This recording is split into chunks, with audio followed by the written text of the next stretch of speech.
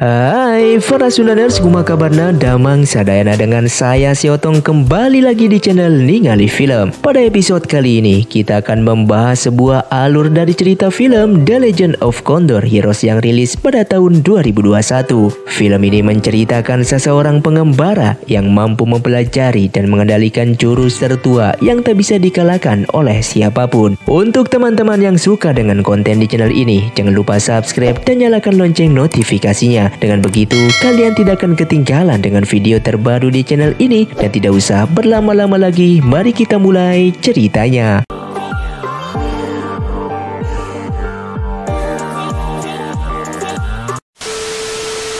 Dan di awal film diceritakan ada pendekar terkuat di dunia persilatan yang bernama Wang Chongyang yang sudah menguasai kitab 9 yin dan kabar meninggalnya pun sudah tersebar. Lalu datanglah seseorang ke makam Wang Chongyang untuk mengambil kitab 9 yin. Dan ketika mau mengambil kitab tersebut, tiba-tiba Wang Chongyang yang terbang dan menyerang pencuri yang masuk ke makamnya, dan pencuri itu pun terlempar sampai keluar. Dan 20 tahun kemudian, ada seorang pemuda di perjalanan menuju suatu kota dan dia berhenti untuk meminum arak yang bernama Guo Jing. Tiba-tiba diserang langsung oleh orang-orang misterius dan pertarungan pun terjadi.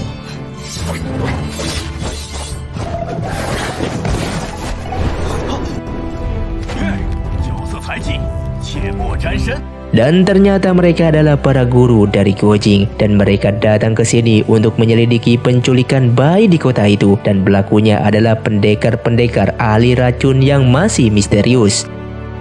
Lalu scene pun berpindah. Kemudian Guo Jing jalan-jalan menuju ke sebuah restoran. Di sana ada perempuan yang mencuri bakpao. Karena kasihan, Guo Jing pun bayarin bakpaonya dan si gadis ini pun akhirnya pergi. Setelah itu Guo Jing akhirnya mampu dan makan di dalam restoran tersebut, dan di sana ada orang tua yang tidak dikenal tiba-tiba meminta arak ke Guo Jing. Karena Guo Jing itu anak yang baik dan tidak sombong, akhirnya dipesenin dan dibayarinlah arak tersebut. Lalu datanglah dua orang pendekar penginapan Baito yang membuat onar, dan salah satunya ngerayu si Guo Jing. Karena Guo Jing ini menolak rayuannya, pertarungan pun terjadi.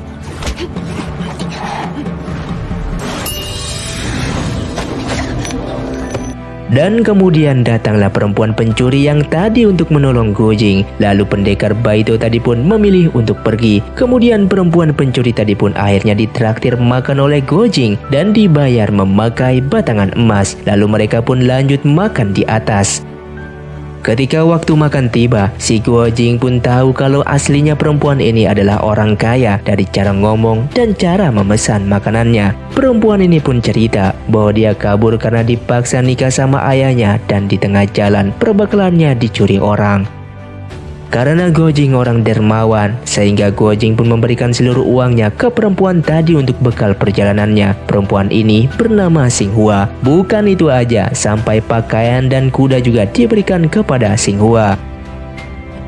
Lalu ketika mereka di luar, tiba-tiba di sana ada kerusuhan, yaitu dua pendekar Baito yang tadi sedang mencuri seorang bayi. Lalu dikejarlah oleh Guo Jing sampai salah satu pendekar itu pun terdesak dan menyerahkan bungkusan bayi yang diambilnya. Lalu ketika dibuka, ternyata bungkusan itu pun kosong dan penculiknya pun sudah kabur. Dan Xinghua pun bilang kalau penginapan Baito mengadakan pesta setiap tanggal 15. Mereka pun menyusun rencana dan menyamar untuk menyelinap.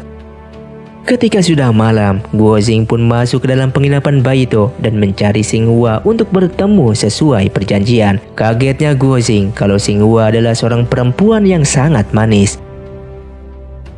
Dan mereka pun menyusup ke gua di dalam penginapan tersebut. Lalu tiba-tiba mereka melihat seekor ular raksasa peliharaan pemilik tempat penginapan itu untuk memakan bayi yang telah diculik oleh para pendekar Baito. Karena ketahuan, sehingga Guo Jing pun dikejar oleh ular tersebut. Saat itu Xinghua yang ada di sana pun menolong bayi tersebut, dan di saat Guo Jing kelelahan, Xinghua pun menolongnya. Lalu mereka pun kabur dan dikejar lagi oleh ular raksasa itu. Sampai akhirnya Guo Jing berhasil menusukkan pedang ke mata ular tersebut dan ularnya pun akhirnya mati.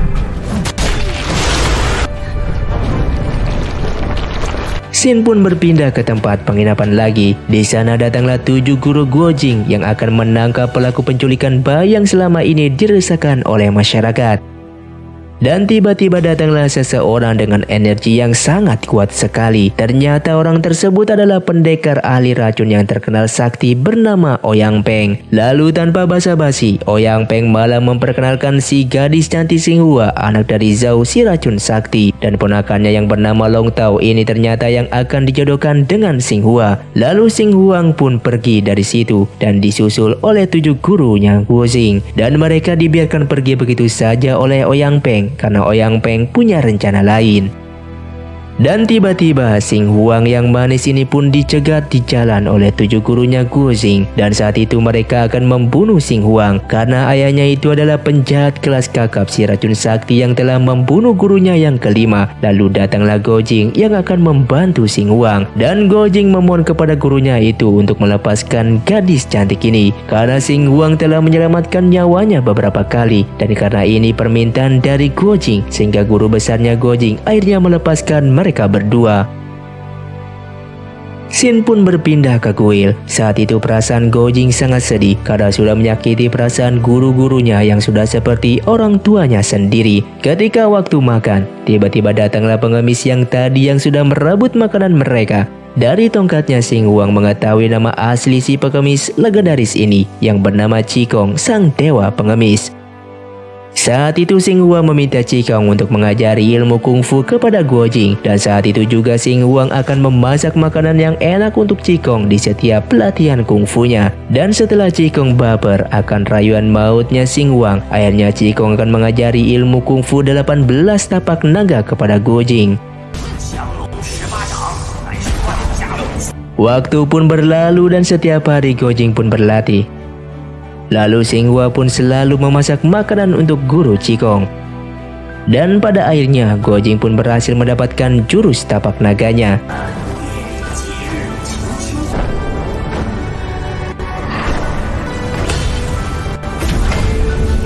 Dan itu pun hanya 15 jurus yang diberikan oleh guru Qigong. Kemudian guru Qigong mempunyai sebuah kabar bahwa pendekar Ouyang Peng dan keponakannya akan ke sebuah desa untuk melamar Xinghua.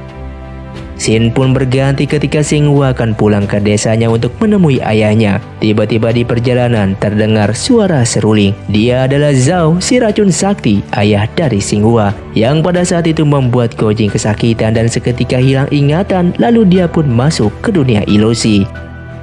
Pada saat itu, Gojing melihat para gurunya mati terbunuh dan di belakangnya itu terdapat ular raksasa yang sebelumnya sudah mati. Dan dia pun melihat Xinghua sedang bermesra-mesraan dengan Long Tao. Sampai akhirnya dia masuk ke sebuah gua dan di sana ada seseorang aneh terkurung yang sudah bertahun-tahun. Sampai dia ngomong sama tangannya sendiri karena di sana dia hanya sendiri. Dan tiba-tiba dia mendatangi Gojing. Dia adalah guru tua nakal yang bernama Tafen. Singkatnya, jadi mereka ini dikurung di dunia ilusi yang dibuat kitab 9 yin yang dulu pernah dipelajari oleh ibu dari Xinghua, tapi hanya dipelajari setengahnya. Dan akhirnya guru Tafen memberikan kitab 9 yin yang asli dan suruh Gojing untuk menghafalnya dengan cepat. Saat ini Xinghua pun sudah di rumahnya dan dia sedang kesepian dikarenakan Gojing telah masuk ke dalam dunia ilusi oleh ayahnya Xinghua. Tak hanya itu, saat ini Ouyang Peng dan ponakannya pun akan datang ke desa itu untuk menemui Zhao si racun sakti untuk melamar anaknya. Dan para pendekar bayi itu pun terkena seruling ilusi milik racun sakti. Tapi karena Ouyang Peng memiliki tenaga dalam yang sangat tinggi, sehingga ilusi itu pun dihentikan dan seketika Zhao pun berhenti. Kita kembali ke Gojing yang sudah ngapalin kitab 9 yin. Yang saat ini Gojing akan membuka dimensi ilusi untuk keluar dan akhirnya pun berhasil.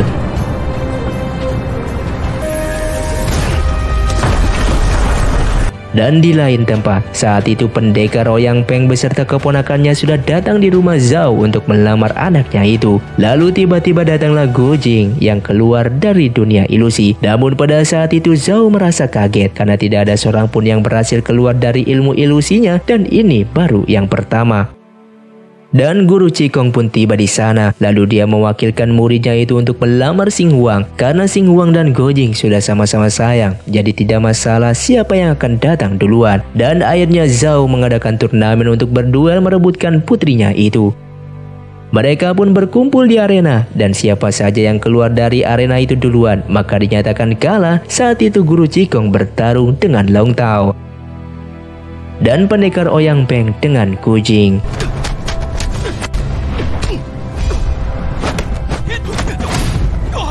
Dan pada akhirnya Long Tao pun kebanting keluar oleh Go Jing dan tim dari Go Jing pun menang. Akan tetapi Zhao mengatakan hasilnya seri karena semuanya sama-sama kuat dari arena walaupun Long Tao yang dulu keluar.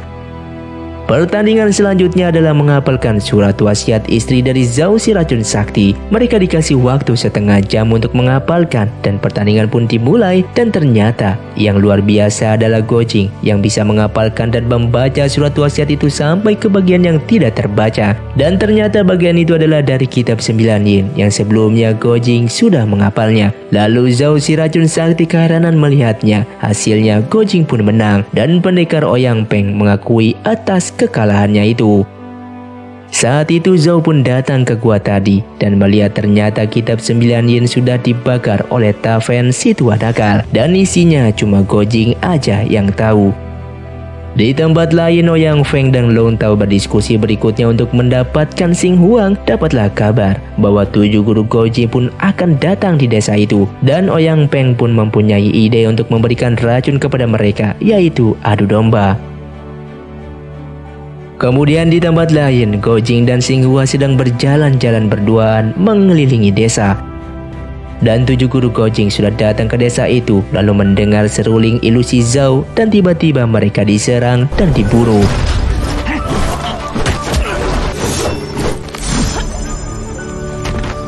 Dikarenakan 7 guru Go Jing ini hanya bisa mendengar dan buta dan mengira yang membunuh mereka itu adalah Zhao si racun sakti. Go Jing pun datang dan dikasih oleh gurunya kalau yang membunuh mereka itu adalah Zhao si racun sakti. Saat itu Go Jing pun marah sekali dan pergi ke tempat Zhao dan perkelahian pun dimulai.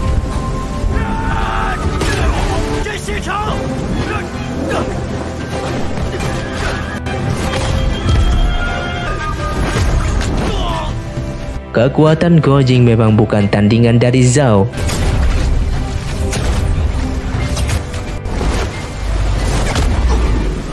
Kalau dia adalah yang membunuh 7 guru Go Jing dan akan membawa Go Jing pergi karena cuma dia satu-satunya yang tahu isi dari kitab 9 yin.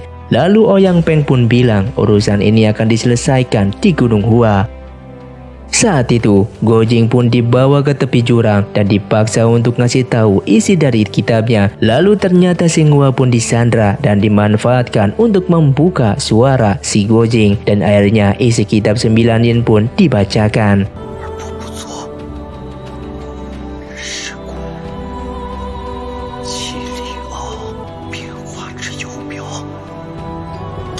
Tiba-tiba datanglah guru Ta Fan. Dia menyerang dan mereka bertiga pun menghilang dan berhasil menyelamatkan Go Jing dan Xing Huang. Singkatnya Go Jing pun pingsan dan dirawat berhari-hari oleh Xing Huang yang setia banget nemenin belahan hatinya sampai terbangun karena bermimpi dengan guru besar Wang Chongyang. Dan ternyata Guru Cikong pun menemui mereka di kuil itu dan bakalan ngajarin 3 jurus yang belum dia ajarkan dan latihan pun dimulai. Saat itu, Go Jing yang belum pulih tetap bertekad mempelajari jurus tapak naga ini. Hari demi hari pun sudah dilalui. Dan sampai akhirnya Go Jing pun menguasai jurus tapak naga ini. Scene pun berpindah. Saat ini mereka akan ke Gunung Hua dan Guru Cikong pun ikut bersamanya. Di puncaknya Guru Cikong ngasih tahu kalau ini adalah bekas tapak naga paling sakti dari Guru Wang Chongyang. Namun tiba-tiba Zhao pun datang langsung menyerang, tapi ditahan oleh Go Jing. Dan Go Jing pun memanggil Zhao si racun tua sebagai ayah mertua. Tidak lama Ouyang Peng pun datang dan Guru Cikong pun bilang kalau yang bisa ngadepin itu Go Jing. Pertarungan pun dimulai. Saat itu Ouyang Peng pun agresif menyerang, tapi akhirnya tetap dikalahkan oleh Go Jing.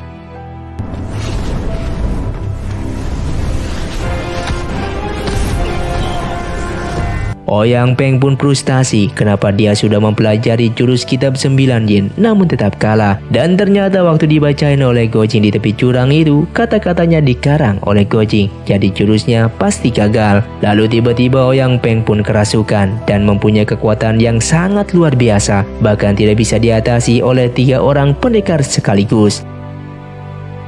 Dan pertarungan pun terjadi lagi. Saat ini Gojing pun kalah. Kemudian sampai Gojing pun memegang bekas tangan dari guru Wang Chongyang, lalu tiba-tiba bangkit dan menyerang Ouyang Peng.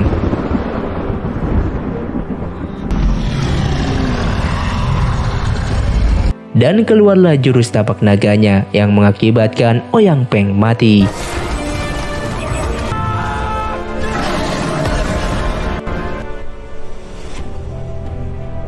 Akhirnya Gojing pun menang.